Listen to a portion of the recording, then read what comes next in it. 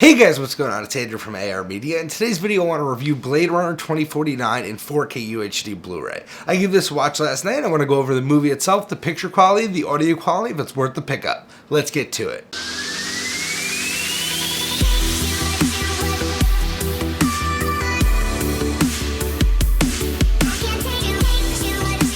So I missed Blade Runner 2049 in theaters, and I was really upset about that, but I held out for the 4K, and I'm really happy I did. So now let's go over the movie briefly. So I just saw this movie, and I'm a big fan of the original Blade Runner. Now, I cannot pronounce this director's name, so I won't even say it. Dennis, I know that he's done Prisoners, Arrival, some of my favorite movies in recent years. Enemy, also another great movie that he's done. So I knew that he would be a great director in taking the chair and taking the throne and really not throwing this out and making it a Hollywood blockbuster, because that's not at all what the original Blade Runner was. And the end result, I feel, was really in the same exact vein as the original Blade Runner. I think it was a great sequel to the original Blade Runner. The cinematography here is just out of this world and gorgeous. The use of lighting here is very unique and overall, honestly, breathtaking. I've never seen a movie with set design so beautifully shot. Some of the set designs here,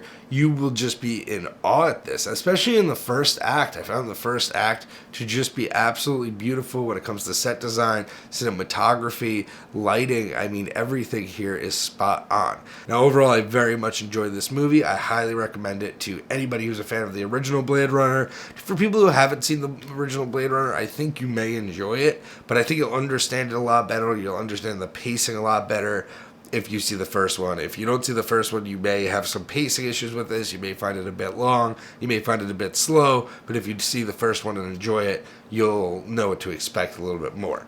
Now let's get to the picture quality. So this is a 4K digital intermediate, and this is the first reference disc of 2018 by far. This is an amazing looking disc. It is one of the best discs I have. Now, to get a couple things out of the way that I know a couple people have been asking me, it does not have the IMAX scene, so this is all the widescreen to 2:3.5 aspect ratio.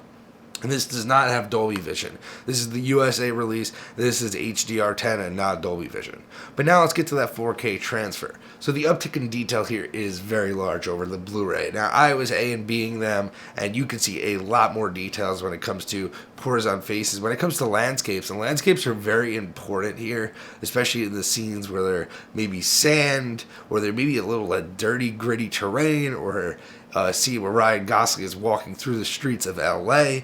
There is a lot of detail there. On his coat, you can see every little fiber, every little crinkle, every little dirt mark. When he gets beat up or when he gets injured, on Ryan Gosling's face, you can see every little mark and every crack and every little drip of blood, and he gets beat up quite a lot, so you get to see a ton of that. And the detail here is really just off the charts. There's not much else I could say about that. The depth here is also incredible. A lot of flying car scenes where Ryan Gosling is flying a car, and the foreground and the background is very good here. It gives a nice 3D effect.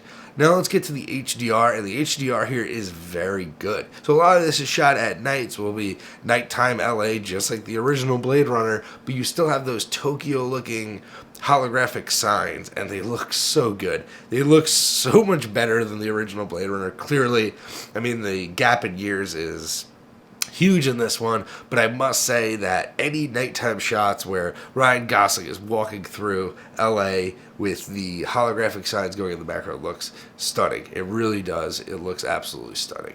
Now, another part of this HDR that really looks good is when there is a scene with a lot of lighting. Now, like I said in the first part of my review, lighting is a big aspect of this, and the way Dennis uses the lighting, and the lighting in here looks beautiful. So you will get some scenes with Jared Leto specifically, the opening scene specifically, where you will get luscious screens and you will get vibrant colors that really pop off the screen and are a treat for the eyes. The HDR also improves shadow detail here, so any of the darker scenes, there are quite a few, you'll get a lot more detail here in the shadows than you will on the Blu-ray, so that's also a nice uptick here. Black levels, there's nothing to really complain about. I didn't see any issues with black levels, look consistent throughout, and Very nice. Now let's get to the audio quality. So this has a Dolby Atmos track, and it sounds absolutely fantastic, just like the original Blade Runner did. Again, in this Blade Runner 2049, it is raining a lot, and the Atmos takes full advantage of those overheads, and there is nothing to complain about in this audio mix, especially with that soundtrack. This definitely bumps. Anyway, guys, I think this is a day one purchase. So far, this is the best release of 2018 I've seen. It beats out it beats out American Made by a mile, and it is definitely one to own. And I think when I'm going to actually be suggesting to people that buy 4K TVs what some 4K discs are to buy, I'm going to tell them to buy the first Blade Runner, the Final Cut, and this, because both of them are very good discs. The original Blade Runner was on my top 10 of 2017. I'm sure this is going to be on my top 10 of 2018 next year, and highly recommended. Anyway, guys, let me know down below what you thought of the movie. Let me know down below if you plan on picking it up, and have a good day, guys.